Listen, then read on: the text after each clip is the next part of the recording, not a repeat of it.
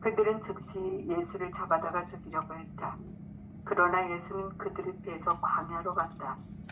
그런데 그 무렵 유대인의 종교 축제 기간인 과월절이 가까이 다가왔다. 과월절에는 수많은 유대인들이 언제나 예루살렘에 모이고는 했다. 그래서 정통주의자인 대사제들은 예수가 사람들과 함께 축제에 참가하러 올 것이라고 예측했다. 그들은 누구든지 예수를 보면 즉시 그를 자기들에게 데리고 와야 한다고 백성들에게 널리 알렸다. 물론 예수도 그 사실을 알고 있었다. 그럼에도 불구하고 가월절이 시작되기 6일 전에 예수는 제자들에게 말했다. 우리는 예루살렘으로 올라갑시다. 그리고 제자들을 이끌고 예루살렘으로 갔다. 도중에 제자들이 그에게 말했다. 예루살렘 안으로는 들어가지 마십시오. 대사제들은 선생님을 돌로 쳐 죽이기로 결정했습니다. 예루살렘으로 들어가시면 그들이 죽일 것입니다. 예수는 그들에게 말했습니다. 저 정통주의자들과 다른 모든 사람들이 나에게 할 수 있는 일은 나를 위한 진리를 변경시킬 수 없습니다. 내가 만일 빛을 가지고 있다면 나는 내가 어디에 있고 어디로 가고 있는지 압니다. 나는 깨달음의 빛 안에서 살기 때문에 아무것도 두려워하지 않습니다. 앞을 보지 못하는 사람만이 돌뿌리에 걸려 비틀거립니다. 돌뿌리에 걸려 넘어지지 않으려면 밤이 아니라 대낮의 길을 걸어가야 하는 것과 마찬가지로 아무것도 의심하지 않고 두려워하지 않으려면 누구나 이 깨달음으로 살아야만 하는 것입니다. 의심하고 두려워하는 것은 오로지 진리를 모르는 사람, 육체를 따라 사는 사람뿐입니다. 그러나 깨달음으로 사는 사람에게는 의심할 것도 두려워할 것도 전혀 없습니다. 아멘. 네. 토스토이 복음서 10장 2절을 우리가 오늘 읽어갈 텐데 10장 2절은 실제로 정통주의자들, 유대인들 중에 정통주의자 대사제들과 전통법 학자들이 예수님을 죽이려는 마음을 먹었죠. 그럼에도 불구하고 이제 긴가민가 그럼에도 불구하고 예수에게 죄가 없기 때문에 어떤 죄를 뒤집어 씌워서 죽일 것인지 사실은 결론을 내리지 못하고 있을 때 거기에 참석했던 그 대사제 중에 하나였던 가야파가 결정을 내립니다. 저 사람이 옳고 그름의 문제는 중요하지 않다. 저 예수 때문에 우리 유대인들의 아이덴티티, 정체성, 그들이 자신들이 유대인들의 중요한 포인트라고 할 수 있는 우리는 선택된 백족이라고 하는 선민의식을 가지고 있었던 그들이 예수 때문에 망가지게 된다. 따라서 예수를 제거해야 한다라고 결정을 내렸죠. 그런 결정을 내린 것을 너무나도 잘 알고 있는 상황에서 즉시 예수를 잡아다 죽이려 했다. 그러나 예수는 그들을 피해 광야로 갔다. 그런데 그 무렵 유대교의 종교 축제 기간인 가월절이 가까웠다. 가월절에는 수많은 유대인들이 언제나 예루살렘에 모이곤 했다. 이제 이 가월절을 통해서 이제 예수가 왜 죽어야 하는지에 대한 부분들을 우리가 확인해 볼 필요가 있어요, 사실은. 과월절이라고 하는 구약의 이 얘기잖아요. 과월절은 유월절이라고도 하는데 우리 그리스도교 특히 카톨릭에서는 파스카 축제라고 그러죠. 파스카 축제인데 이 파스카 축제는 어디에서 유래하냐면 유대인들이 이집트 종살이에서 탈출된 사건을 기념하는 축제일이거든요. 그렇죠? 그래서 이것이 무교일과 결합해서 유대교의 최고의 명절이 되었던 거고요. 이 파스카 축제, 과월절, 유월절이라고 하는 이 파스카 축제가 신약에 오면 예수 그리스도의 죽음과 부활 사건이 곧 구약의 파스카 사건을 직접 직접적으로 보여주는 사건으로 신약 예수의 사건이 연결되어져요. 자, 여기서 이제 중요한 포인트를 좀 봐야 되는 거예요. 이게 이제 역사적 흐름을 좀 보는 거예요. 유대인들은 본래 히브리인들이었고, 유대인의 히브리인들의 역사를 보면 알죠? 아브라함은 이삭을 낳고, 이삭은 야곱을 낳고, 야곱의 12아들 중에 요셉이라고 하는 아들이 이집트의 형제들의 저기로 인하여 종으로 팔려가지요. 그 뒤에 이 히브리인들이 에집트에 이제 살게 되었는데, 에집트살이 이제 에집트로 이동한 지 430년의 세월이 흐르면서 이제 히브리인들을 지배하는 파라오가 이 히브리인들이 에집트의 적들과 내통해서 에집트를 배신하지 않을까 하는 우려가 있었고, 두 번째는 히브리인들이 이제 점점점 그 숫자가 불어나서 이제 그 에집트의 위험 요소로 등장할 것 같은 우려 때문에 히브리인들에게 이제 정책을 쓰지요. 파라오는 노예로 삼아서 니돔과 라양 셈의 그 왕도를 건설하는데 강제 동원합니다. 히브리인들을 노예로 삼아서. 그 히브리인들이 점점점 늘어나지 않도록 신생아들 모두 죽이라는 결정을 내립니다. 그 과정에 이제 모세가 태어났고, 그렇게 해서 그 히브리인들이 얼마나 힘들어하는지 알았죠.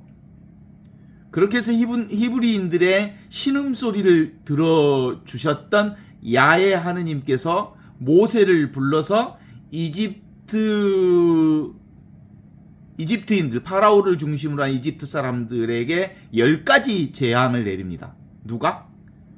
야훼 하느님이, 히브리인들이 믿는 히브리인의 하느님이, 히브리인의 하느님이라고 말하는 당대, 그러니까 야훼 하느님은 무슨 하느님이라면 사실은 민족의 하느님이에요.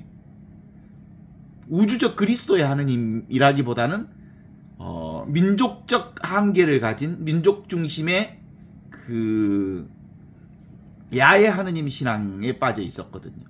민족 신앙에 빠져 있었죠. 그래서 그들은 그 10가지 재앙 중에 마지막 재앙을 에집트 파라오 에집트에게 내리는 그 마지막 재앙이 뭐냐면, 10번째 재앙이 큰아들들, 장자들을 모두, 뭐까지 포함, 사람과 가축을 포함하여 장자들 모두를 천물들을 다 없애라고 하는 재앙을 내립니다. 없애는 재앙을. 그때 야훼 하느님을 신앙하고 있었던 히브리인들에게는 어린 양의 피를 뒷문간에 바르면 그들은 죽이지 않고 넘어간다고 하는 어린 양의 희생 제물 때문에 히브리인들의 장자들은 살아남게 됐고, 그리고 그들은 이스라엘 백성들이 홍해를 건너서 에집트에 탈출하게 되는 엑소두스, 출애굽의 가장 상징적 명절로서 파스카 축제, 가월절을 행사한 거죠. 그러니까 이제 이 역사적 배경을 일단 제가 훑어낸 것은 그것 때문에 그런 거예요. 사실상 이스라엘 백성들, 유대인을 중심으로 한 이스라엘 백성들의 유대 신앙은 무슨 신앙이냐면 희생 제사를 지내는 신앙이었어요. 이게 이제 사실상 예수 그리스도의 신학의 신앙과 완벽하게 선을 그어야 할 아주 유일한 부분들이 이거예요. 제사 신앙이었단 말이에요. 희생 제사의 신앙이었어요. 제사를 바치는 거, 제물을 바치는 거. 그런데 예수에게 와서 제물 따위 필요 없다. 나와 이 세상 전체가 야훼 하느님 신앙을 뛰어넘어서 하느님의 제물로서, 그러니까 나와 이 세상이 둘로 구분되지 않는 거예요. 이제 삶 자체가 곧 제물이고, 우리 삶 자체가 바로 신앙이고, 우리 삶 자체가 모두 구원이고, 우리의 삶 자체가 자유이고, 우리의 삶 자체가 모두 다 해방이라고 하는 해방 사건을 우리에게 제시해 주신 거죠. 그 안에서 당신이 온몸으로 그걸 보여주셔. 이제 어린 양의 피 대신 우리 삶 자체가 어린 양 자체가 되는 거죠. 재물 자체가 되는 거고, 세상 자체가 있다 사라지는 모든 것들, 그러죠? 오고 가는 모든 것들, 눈에 보이는 모든 것들, 있어 보이는 모든 것들이 다 하느님으로부터 나온 거기 때문에 하느님으로부터 사라지게 돼 있어요. 너무나 당연한 거예요. 오고 가는 것은 왔다가 사라진 건 너무 당연한 거죠. 그래서 드디어 예수가 예루살렘에 가서 제물 자체가 되어서 예수를 죽이려는 자들 속 한가운데로 들어가서 죽음을 수용해 육체를 죽이는 그들의 죽임을 그대로 수용함으로써 이미 가장 깊은 받아들임, 하느님의 뜻을 완수하는 것. 핵심은 그거예요. 눈에 보이는 이 육신을 수용하는 것. 이 육신은 있다 사라지는 거니까. 있다 사라지는 이 상황은 사실은 없는 듯 있는 하느님과 똑같은 이거다. 그러나 진짜는 이 눈에 보이는 육신이 내가 아니고 없는 데 있는 하느님의 본성품이 진짜 나라고 하는 사실을 보여주는 사건. 그것이 바로 십자가의 죽음과 부활 사건인 것. 눈에 보이는 육신을 수용함으로써, 죽음 그 자체를 수용함으로써, 생사를 수용함으로써 생사가 없는 하느님과 똑같다는 사실을 드러내 보여주시는, 이게 십자가의 죽음과 부활 사건입니다. 그래서 이제 이런 방식으로 구약의 파스카 사건이 곧 예수의 십자가와 죽음의 파스카 사건과 일치한다 라고 하는 사실. 그런데 구약의 파스카 사건은 제물, 어린 양의 피를 제물로 바치는 제사 사건이라면, 이제 예수의 십자가 사건은 당신 삶 전체가 바로 하느님과 둘이 아닌 하나의 부활 사건으로 연결되어지는 파스카로 읽어내야 되는 거거든요. 그런 점에서 이제 읽어보면 그렇습니다. 즉시 예수를 잡아다 죽이려고 했던 유대인들, 정통주의자들이 예수를 죽이려 했다. 그러나 예수는 그들을 피해 광야로 갔다. 그런데 그 무렵 때가 온 거죠. 유대교의 종교 축일이었던 과월절이 가까워졌고, 그 과월절에는 수많은 유대인들이 언제나 예루살렘에 모이고 있었다. 그때 정통주의자들인 대사제들은 예수가 사람들과 함께 축제에 참가하려고 올 것을 미리 예측하고 있었다. 그들은 누구나 예수를 보면 즉시 그를 자기들에게 데리고 와야 한다고 백성들에게 널리 알렸다. 물론 예수도 그 사실을 알고 있었다. 그럼에도 불구하고 가월절이 시작되기 6일 전에 예수는 제자들에게 말했다. 자, 우리 예루살렘으로 올라갑시다. 누가? 유대인들의 이제 철학은 뭐예요, 사실은? 눈에 보이는, 있어 보이는 것을 중시 여기는 유대인들. 있어 보이는 것이 눈에 보이는 하느님으로부터 선택된 민족이라고 하는 특별한 민족이라고 하는 것. 이걸 이제 근사한 백성으로, 있어 보이는 백성으로 드러내는 철학들을 가지고 있었죠. 정통주의자 철학들은.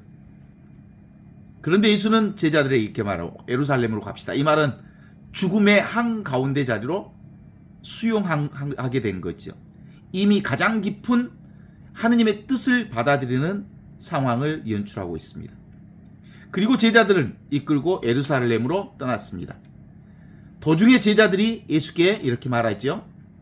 예루살렘 안에는 들어가지 마십시오. 대사제들은 예수님을 돌로 깨우쳐 죽이려고 결정하였습니다. 예루살렘으로 들어가시면 반드시 그들이 예수님을 죽일 것입니다. 여기까지 대화를 읽으셨죠? 그때 예수님께서 그들에게 이렇게 얘기합니다. 저 정통주의자들과 다른 모든 사람들은 나에게 할 수 있는 일은 나를 위한 진리를 변경시킬 수 없다.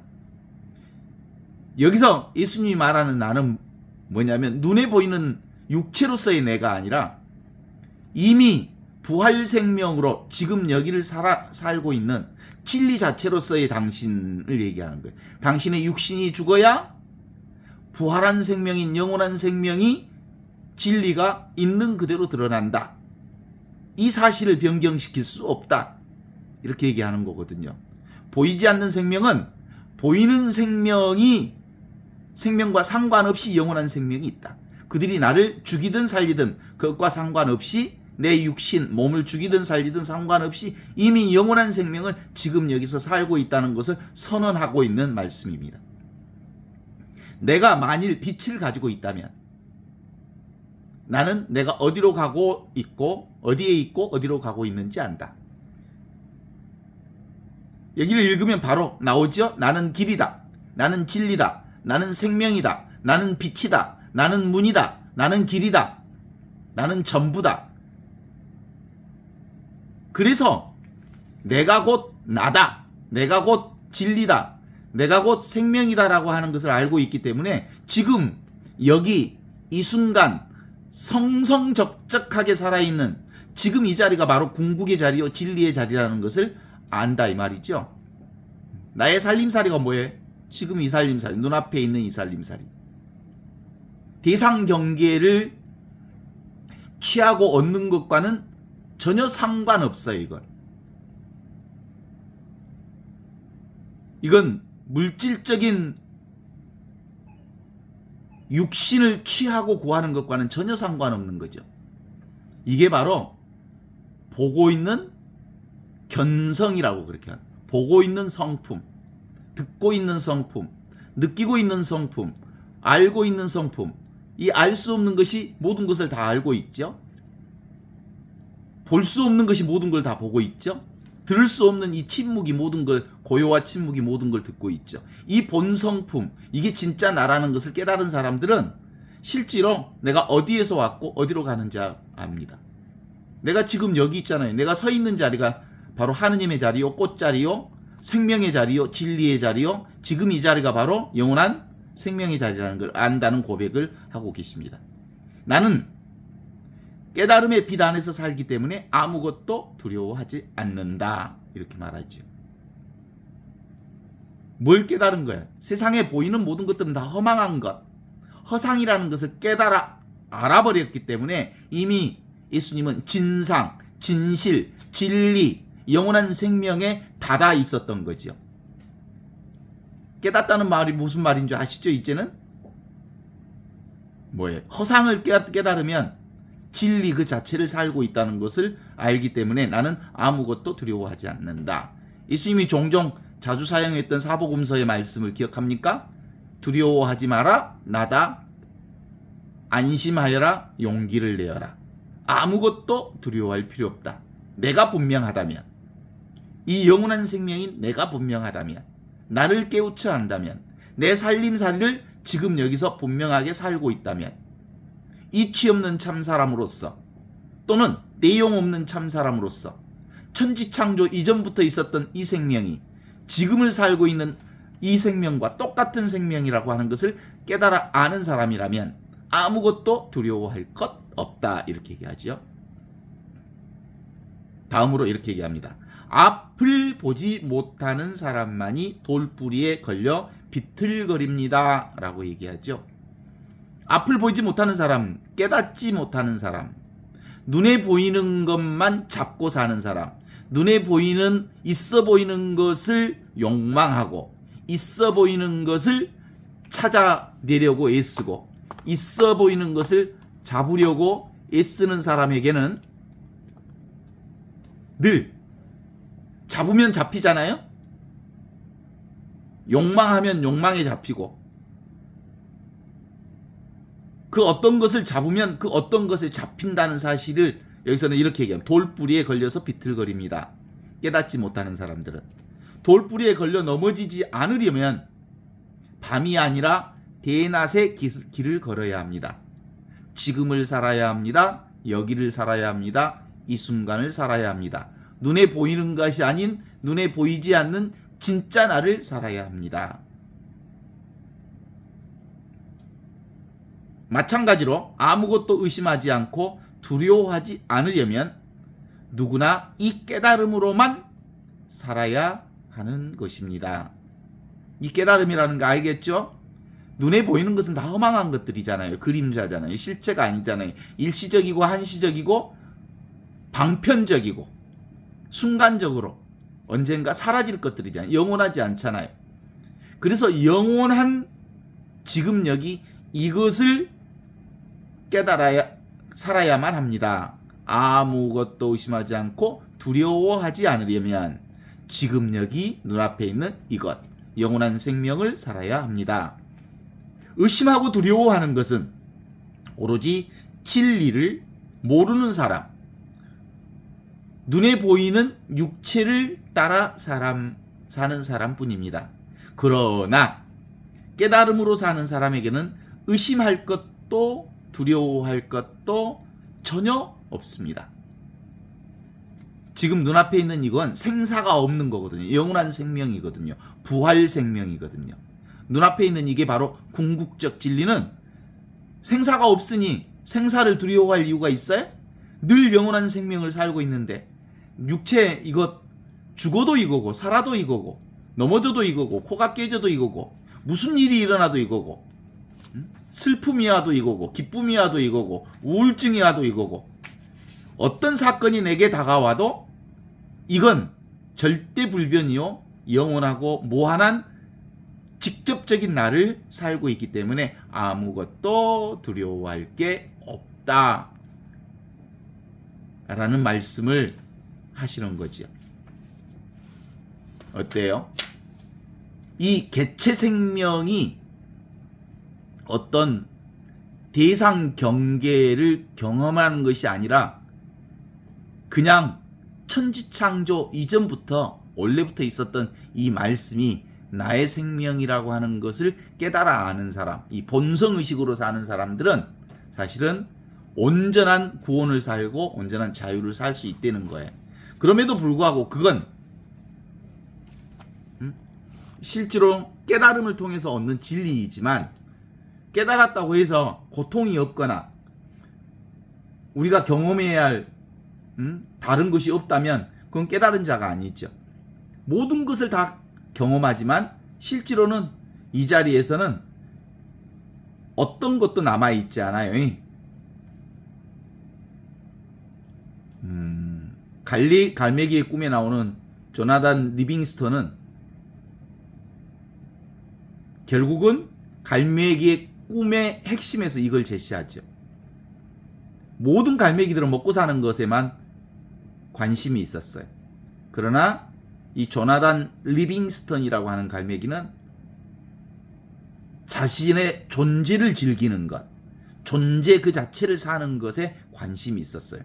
그렇다고 해서 조나단 리빙스턴의 이 갈매기가 먹지 않고 산 건 아니죠. 그도 역시 먹고 똥 싸고 자고 온갖 모든 갈매기들이 하는 일들을 다 하고 있었지만 그는 그것만 먹고 사는 것만으로 자기 존재를 살지 않았어요. 삶 자체를 즐겼다고요. 삶 자체를 즐기는 방식이 바로 그가 나르는 것, 자유를 향해 나르는 것.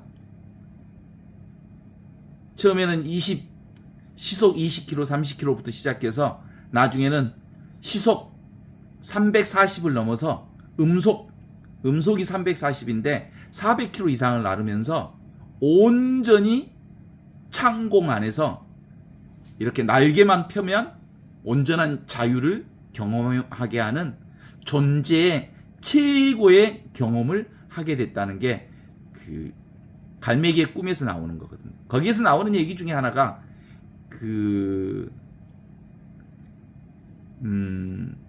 장로 갈매기라고 할까, 우두머리 갈매기가 그 자유를 가르쳐줘요. 이게 그런 거다. 내가 죽어야 비로소 이 자유를 경험할 수 있다. 이게 뭐하고 같습니까? 예수가 십자가에서 자기 자신을 죽어야 드디어 부활 생명으로 영원한 삶을 누리게 된다라는 말하고 똑같아요. 그게 사실은 영적인 핵심입니다. 그러니까 모든 그동안의 구약과 신약의 핵심 분기점은 뭐냐면, 구약은 희생제사의 흔적들을 그대로 가지고 있어요. 희생제사, 어린 양의 희생을 근거로 하여 죽지 않고 사는, 죽음에서 생명으로 가는 길을 그들은 믿었어요. 그러나 예수는 한 단계 훨씬 높은 자기 자신, 개별적 생명을 내려놓음으로써 전체성, 생명의 전체성과 온전히 하나 되는 그리스도로 사는 깨달음을 가지셨던 분이 바로 예수님이고, 예수 복음이 바로 그리스도의 복음이라고 얘기할 수 있죠. 자, 봐요. 여기 갈매기의 꿈에서도 나와요. 이렇게 모든 갈매기들은 먹고 사는 것에만 관심이 있었던 갈매기들이, 눈에 보이는 것만, 먹고 사는 것만, 생존에만 관심을 가지고 있었던 이들이 조나단 리빙스턴이 자유를 향해 나아가는 일을 시작하면서 그 집단에서 추방돼요. 갈매기의 집단에서 추방돼요. 죽임을 당하는 거죠. 배제된 자로 살게 되죠. 이게 유대인들이 예수님을 추방하는 것과 똑같은 모습이죠. 눈에 보이는 것, 먹고 사는 것을 거스리는 자였죠. 중요한 것은 조나단 리빙스턴이 바로 자유가 중요했어요. 그냥 존재를 살고 싶었어요. 그래서 그는 갈매기답게 나르는 존재로서 자기를 즐기는데, 그 공동체에서는 바로 조나단 리빙스턴을 추방하기로 결정했고, 그리고 결국은 하늘을 나는 자들, 자유를 사는 자들은 결국 대세를 거스리는 자들이잖아요. 흐름을 거스리는 자들. 그러니까 결국은 진리를 사는 사람들은 남은 자, 소수자의 모습을 드러낼 수밖에 없는 거거든요. 깨달음이 그렇습니다. 모든 사람들은 눈에 보이는 것, 있어 보이는 것을 추구하고, 욕망을 추구하고, 소유를 추구하고, 그리고 그것에 기대어 사는 사람들의 눈으로 볼 때 자유와 자기 존재를, 자기 살림살이를 사는 사람들을 적으로 규정합니다. 그래서 죽여버리려고 하지요. 이게 인간 역사와 동물의 역사 안에서도 그대로 드러나게 돼 있습니다.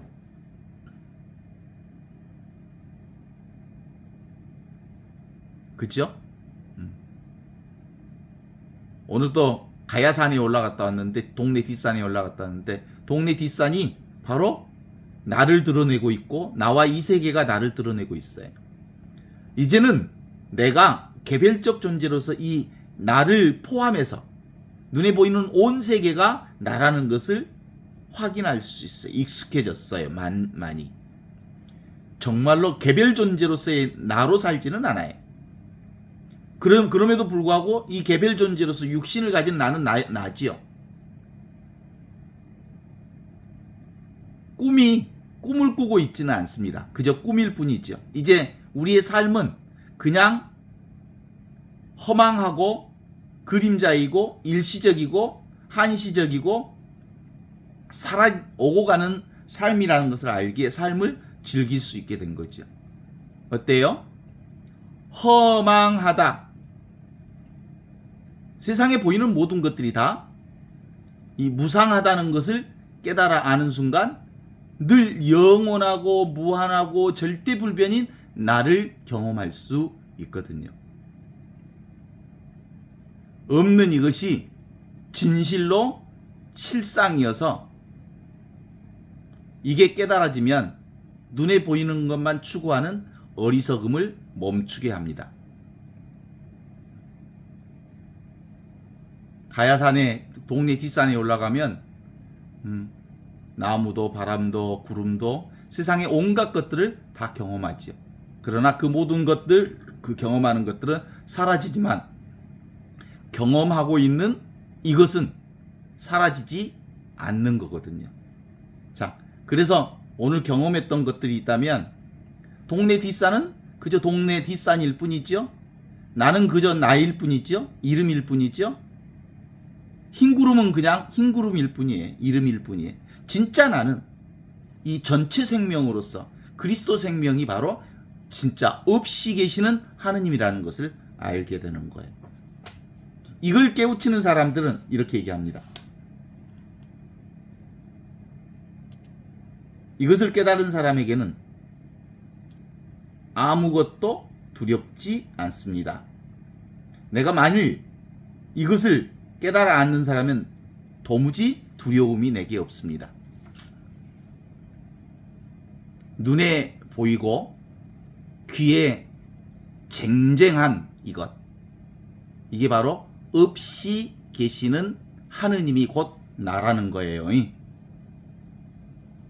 무한하고 영원하고 절대 불변인 나, 이 진리, 이 본성, 이 나의 본래 얼굴, 이 첫 번째 나, 배경으로서의 나, 선언적인 것으로서의 나, 바탕으로서의 나, 영원한 현재이면서 무한한 여기인 이것이 분명해버리면 이제 세상의 흐름과 온전히 함께 가면서도 세상의 흐름과 적대적이지 않아요. 세상의 죽음이 내게 오면 세상의 죽음을 그대로 받아들이는 겁니다. 이게 바로 이미 가장 깊은 받아들임이라고 합니다. 이걸 뭐라고? 아멘이라고 하죠. 주님 그대로 내게 이루어지기를 바랍니다. 주님 뜻대로 하십시오. 다 이루었다. 이게 이것과 하나입니다. 이게 예수 그리스도의 부르심이죠. 이게 성소입니다. 우리를 개인의 삶에서 우주적 삶으로 우리를 부르죠. 그리스도의 삶으로, 전체성으로 우리를 부르고 계시는 거죠. 이걸 깨닫지 못하면 진짜 하느님을 모르지. 어떤 것도 찾지 않으면 없이 계시는 하느님이 곧 나의 본래 얼굴이라는 것을 알 수 있습니다. 그러나 있어 보이는 세상에만 머물러 있으면 결국 세상은 끊임없이 무언가를 찾는 방식으로 하느님을 찾고 있는데 없는 하느님을 어떻게 찾아? 구하고 찾고 원하는 방식으로는 도무지 하느님을 만날 수가 없어요. 이 없이 보이는 하느님은 아무것도 하지 않으면 너무나도 분명하고 명확하게 지금 여기 이렇게 나와 함께 있는 거죠. 그래서 우리 인간의 가장 어려운 부분들이 그런 거거든요.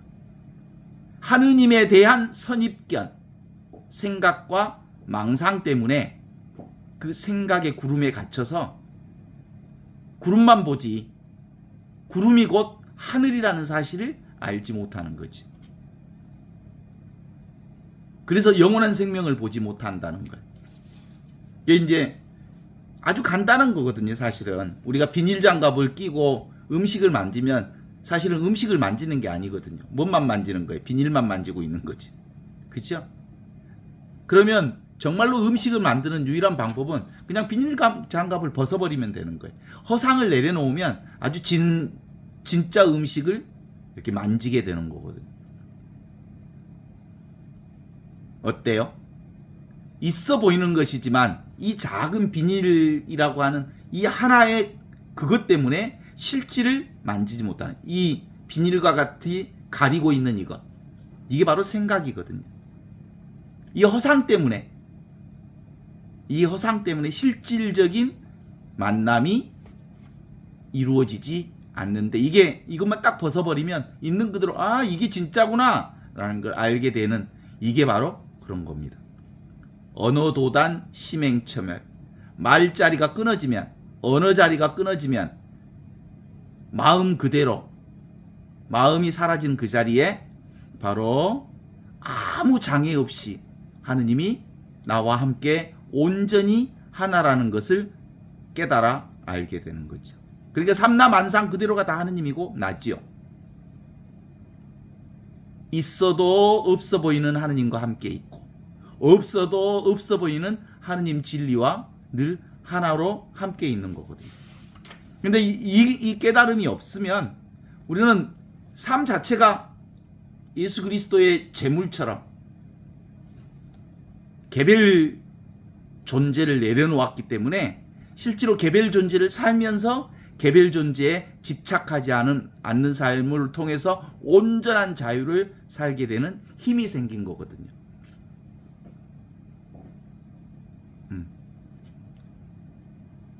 어때요? 이 하느님은요, 우리가 맨날 쓰고 있기 때문에요. 귀하기로 하면 이보다 더 귀하고 보물이 없어요. 그런데 이건 정말요, 천하기로 따지면 이 하느님보다 더 천한 게 없어요. 실제로 천하고 귀한 게 아니고요, 늘 함께 있는 이것을 모르면 천하고 이것을 깨달아 알면 이것보다 귀한 게 없다는 거예요. 이건 길이 없어요. 문이 없어요. 이미 그 길을 살고 있고요. 이미 그 문 안에 들어와 있는 삶을 살고 있기 때문에 그렇습니다. 자기 스스로 하느님을 만나지 못하면 자기가 만든 하느님에 휘둘려요. 하느님이라고 하는 허상 속에 갇혀요. 이 없이 계시는 하느님을 직접 내가 살지 못하면 늘 있어 보이는 것들에 끌려다녀요. 있어 보이는 것들에 흔들릴 수밖에 없어요. 실제로 생멸변화하는 있어 보이는 것들은 사실상은 없어 보이는 하느님 때문에, 없어 보이는 이 전체성 때문에, 이 없어 보이는 나 때문에 존재하는 거거든요.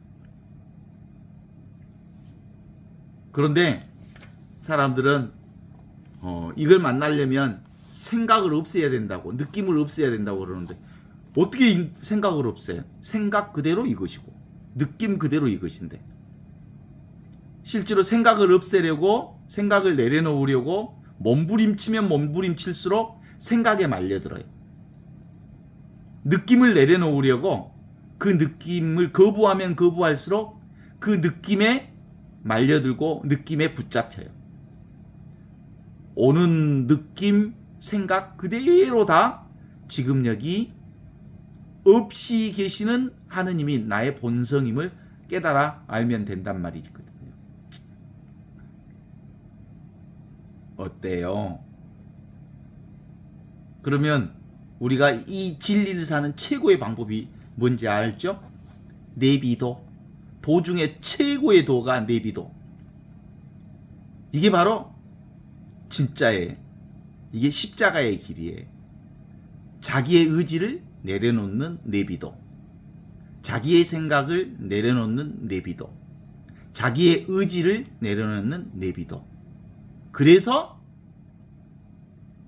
그리스도께서 나를 이끄시는, 나는 점점 작아지고 그리스도는 나에게서 점점 커져서 내가 있는 그대로의 모든 것들을 이미 수용하고 살게 되는 거예요. 아멘입니다. 네, 그렇게 하겠습니다. 라고 아주 직접적인 수용, 응답을 하게 되는, 이게 바로 부르심에 대한 응답이라고 말할 수 있어요. 과월절, 구약의 과월절, 유월절의 10가지 재앙들을 어린 양의 피로 그 죽음을 삶으로 옮겨놨던 구약의 제사가 이제 폐기되고요. 실제로 제물을 바칠 필요 없는 예수 그리스도의 복음 자체가 바로 내가 제물이요 동시에 내가 부활 생명이라는 사실을 깨달아 아는 것. 이것이 바로 예수 복음의 핵심이거든요. 내가 곧 복음이다. 내가 곧 제물이다. 그래서 이 개체적 육신을 포함해서 전체가 제물이에요. 재물 아닌 게 없어요. 그래서 이제 따로 재물을 바칠 필요가 없는 거예요. 그러니까 무엇을 행위하려고 하는 것을 내려놓으면 돼요. 모두가 다 하느님 아닌 게 없기 때문에 무시하면 되죠.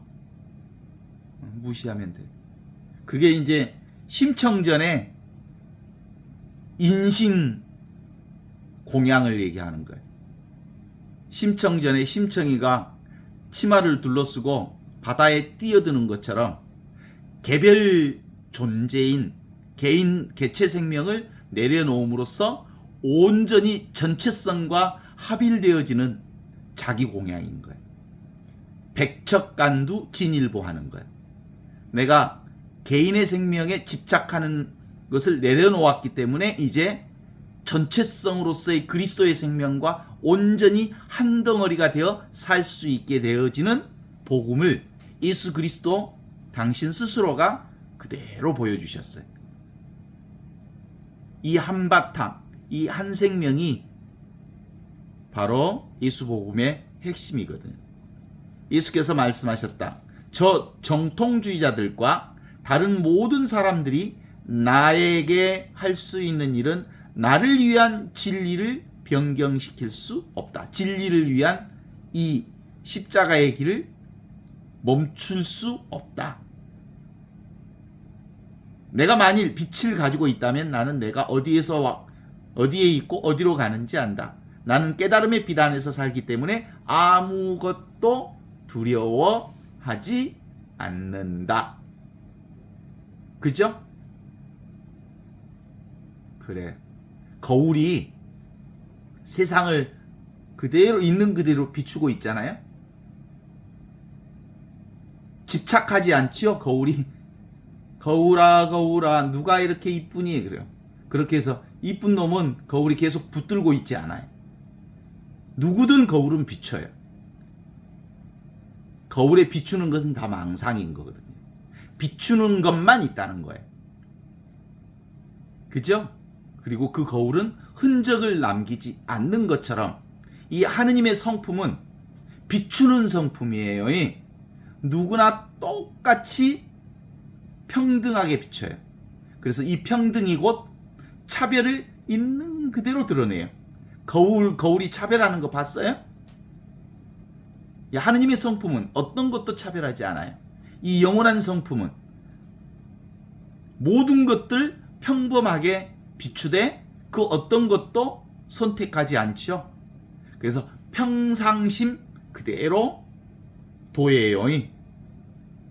비춤과 비춤의 대상이 둘이 아니에요. 거울에 비출 때 그 거울에 비추는 것과 비춤의 대상이 둘이 아니죠. 그거 똑같아요. 그래서 없이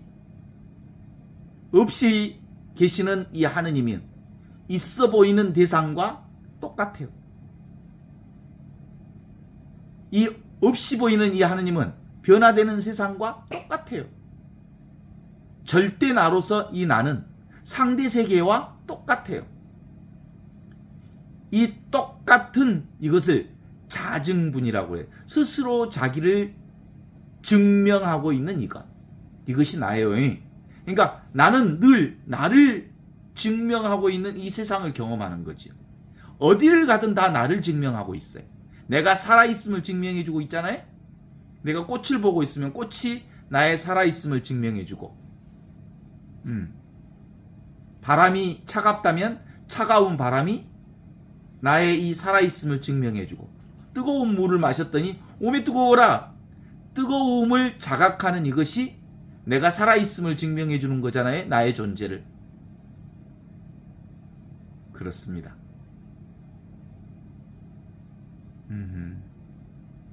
그러니까 우리는 늘 모든 세계를 하느님의 눈으로, 나의 눈으로 관하고 있지. 내가 나를 보고 있어요. 이게 관상생활이에요. 보고 있는 이게 바로 하느님이에요.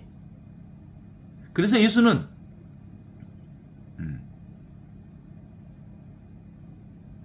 그 어떤 예수 얘기 말고 그 석가세존을 싫어하는 어떤 할머니가 있었다는 거예요. 석가세존을 싫어하는. 아이고, 석가를 보기 싫다. 석가세존을.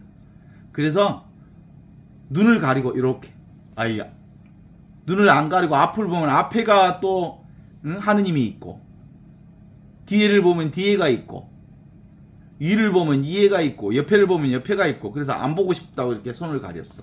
근데 이 손 앞에 하느님이 있는 거야. 석가세존이 있는 거야. 깨달음이 있는 거야.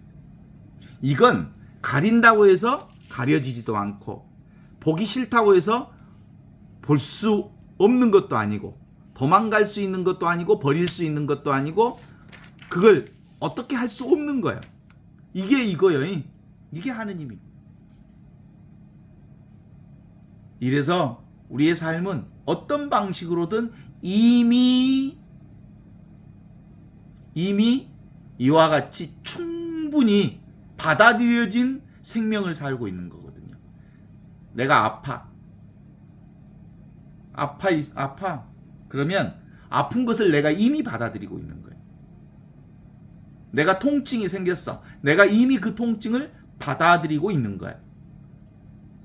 내가 슬픔이 생겼어. 내가 슬픔을 그대로 받아들이고 있는 거예요. 이미. 이 생명이. 그래서 우리는 선택할 수 있는 게 아니요. 그걸 거부한다고 해서 거부되는 것도 아니요. 그것을 좋아한다고 해서 오래 그것을 잡고 있을 수 있는 것도 아니요. 오는 것은 오게 하고 가는 것은 가게 할 수밖에 없는 거지. 거울의 비춤의 역할이 그런 거잖아요. 그래서 우리는 매일매일 나를 경험하고 이 하느님의 성품을 경험하고 이게 바로 거룩하고 보편적이며 하나밖에 없는 그리고 사도로부터 이어오는 이 진리를 우리가 맨날 경험하고 있는 거죠. 그런데 교회는 대단한 큰 착각을 우리에게 불러일으킬 만한 그 어떤 상황이 있었어요. 성직자만 관상 생활을 할 수 있는 것처럼 수도자들만 관상 생활이 가능한 것처럼 또는 카톨릭 신자들만 관상 생활이 가능한 것처럼 또는 그래요. 모두 다 이 관을 살고 있죠. 보는 성품으로 산다고요. 이 하느님의 성품으로 눈앞에 이 보는 것을 보지 않는 자가 세상에 어디 있냐고요. 눈앞에 있는 이것을 경험하지 않는 자가 도무지 누가 있냐고요. 이 진리를 살고 있지 않는 자가 도무지 누가 있냐고요. 그래서 이 세계가 그대로 눈앞에 보이는 이것으로 온전히 하느님을 살고 있어. 그 중국의 그 만화 영화에 보면 곰돌이 쿵푸 만화 영화가 나와요. 거기에 보면 곰돌이 쿵푸가 오늘은 무슨 요일일까? 그러니까 뭐라고 대답하면 오늘은 투데이. 오늘은 무슨 요일? 오늘은 투데이. 오늘이야. 그랬더니 what day is it? 오늘이 뭐야? 그랬더니 is it today? 그랬겠지. 그랬더니 이 쿵푸가 내가 가장 좋아하는 날이 오늘이야. 그래. 언제나 오늘밖에 없어. 언제나 오늘만 살아. 영원한 현재, 영원한 지금, 무한한 여기. 이게 바로 눈앞에 있는 이거라고 할 수 있어요. 허상만 깨면, 내일이라고 하는 허상만 깨면, 과거라고 하는 허상만 깨면 우리는 늘 지금 여기 오늘만 살고 있는 것 아닙니까? 이 순간만. 그래서 예수님은 당신 자신이 이렇게 세상에 완벽하게 하느님을 드러내고 있고 자기 자신을 드러내고 있는 이 계시 신앙의 아주 중요한 복음을 우리에게 선포해 주신 거거든요. 이 중요하지도 않아요, 사실은. 모르는 사람들에게는 하찮게 보이지만 아는 사람들은 너무나도 귀한 복음이죠. 어떻습니까? 물론 얻으려고 하는 자에게 있어서는 이 하느님은 도무지 얻을 수가 없어요. 있어 보이는 것만 찾아 헤매는 사람들은 도무지 없이 계시는 하느님을 찾을 수도 없고 얻을 수도 없고 욕망할 수도 없어요.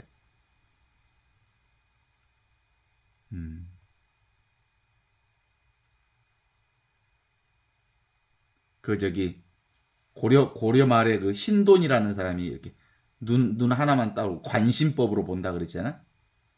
그럼 그 관심법으로 보는 눈이 따로 있는 줄 아는데 그건 다 사기예요, 사기. 실제로는 보는 건 지금 눈앞에 이걸 보는 이것이 진짜예요. 제가 광주에 있는 도시본당 본당 신부할 때 신설성당을 드릴 때 이상한 신앙인들이 있었어요. 성령을 한다는 사람들이. 그 사람들이 신자들을 부류로 이렇게 돌아다니는데 몇 사람들이 몰려다니면서 이렇게 자기들은 신자들 한 사람 한 사람 마음을 볼 줄 안대. 그리고 이제 얘기를 해. 당신은 참 깨끗한 마음을 가지고 있어요. 마음에 맞는 얘기를 먼저 해주면 혹하지. 당신 정말 순수하고 깨끗한 마음을 가지고 있네요. 기분 나쁘면 당신은 더러운 마음을 가지고 있네요. 영혼이 깨끗합니다. 영혼이 더럽습니다. 이렇게 막 읽어줘. 그러면 거기에 휘둘리는 신자들이 꽤 많았어요. 그런 거 없어요. 가장 정직한 것은 지금 보는 이거예요. 눈앞에 있는 이것. 더우면 더운 줄 알고, 추우면 추운 줄 알고, 소금은 짠 줄 알고, 설탕은 단 줄 아는 이것. 이것이 진짜 하느님의 성품이에요. 이게 바로 평상심 그 자체가 하느님의 마음이에요. 그런데도 불구하고 사람들은 뭔가 특별한 것을 찾는 속성 때문에, 경향성 때문에 악령을 성령 세미나를 한다는 어떤 부류들의 당신은 영혼의 마음이 깨끗합니다, 어둡습니다 라는 몇 마디에 출렁거리기 시작하죠. 그래서 혹세무민하는 사람들이 참 많아요. 그러면 무당들이 얘기하는 그 얘기는 무당들은 볼 수 있단 말이에요. 근데 그 본 걸 진짜를 본 거예요? 환상을 본 거야? 환상이요, 환상. 그들이 볼 수 있죠. 그리고 본 거지요. 근데 그들이 본 것은 이미지를 본 거야. 이미지는 왔다 가는 놈을 본 거야. 왔다 가는 이미지는 진실이 아닌 거야. 진실은 늘 있는 이게 진실인 거지. 그래서 없이 보이는 이것, 이 하느님뿐이다 라는 것을 알 수 있어요. 따라서 생사의 죽음을 있는 그대로 수용하는 사람이 바로 하느님의 생명을 사는 사람이에요. 그 유교에서 보면 사람이 죽으면 이렇게 에고 하고 울잖아요. 그 형식주의에 빠져 있는 유교의 가장 독특한 그 장례 예절 중에 하나예요. 에고 하는 형식주의. 근데 실제로는 사실은 돌아간 적도 없고 사라진 적도 없는 영혼에겐 뭐 해야 되냐면 울지 말아야 되는 거예요. 그냥 마음의 아픈 상태 또는 보고 싶은 마음은 있는 건 사실이지만 그렇다고 에고 우는 것 아닌 거야. 지스러움에 운다는 거잖아, 사실은. 그래서 티베트의 서에 보면 사람이 죽을 때 그 기도문을 읽어줘요. 티베트 사람들의 사자의 서에 보면 기도문을 읽어주면서 보이는 것을 따라가지 마라. 휘황찬란한 빛을 따라가지 마라. 그냥 지금 여기 이 자리를 지켜라. 자성광명인 자기로 있어라. 그래. 그 어떤 휘황찬란한 광명을 따라가지 말고 지금 여기가 네 자리다. 지금 눈앞에 있는 이 자리가 네 자리다.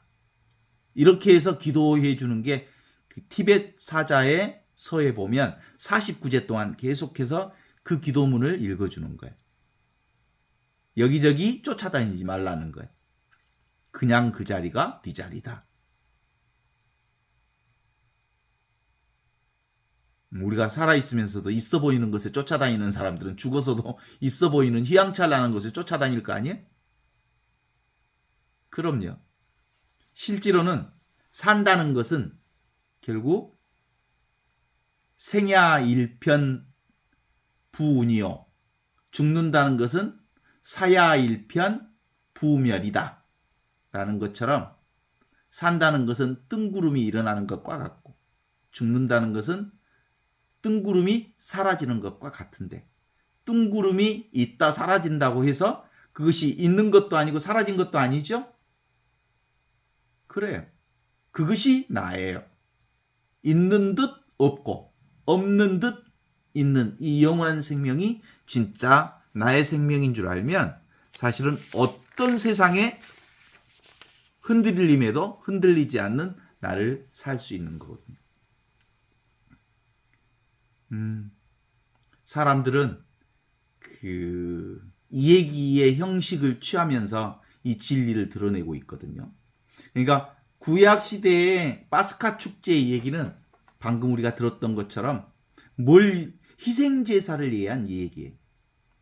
야훼 하느님이 우리 민족을 어린 양의 희생의 피로 우리를 살려주었다. 제사 형식의 연속적 틀을 통해서 민족 의식을 확고하게 하고 그 민족 의식이 바로 희생 제사라고 하는 성전 제사, 성전 신앙 중심으로 갈 수밖에 없었던 거지만 이제 예수님에게로 오면서 성전 필요 없다. 이 성전 허물어라. 이 제사 없애라. 그리고 내가 곧 제물이요. 내가 곧 하느님과 둘이 아닌 영원한 생명이다. 보이는 생명으로 살지 않고 보이지 않는 이 생명으로 산다는 걸 드러내고 있는 거거든요. 어때? 동의하십니까? 오직 이것뿐이에요. 그냥 있어 보이는 것에 아직도 사람들은 말려 들어가지요. 근데 진짜는 없어 보이는 것, 없는 데 있는 이 내가 진짜 나다. 그러면 이게 분명히 깨달아지면 겹겹이 쌓여져 있던 성벽이 와르르 무너져서 온전한 자유, 어디에도 갇히지 않는 자유를 살게 되는 이 진리의 본성품이 나의 성품과 일치되는 거예요. 이제 경계가 없어요. 따로 울타리가 없어요. 모두가 다 이걸 사는 거죠. 그래서 한가운데인데 사사로움이 없는 없이 계시는 하느님, 그분이 나의 중심이 되는 겁니다.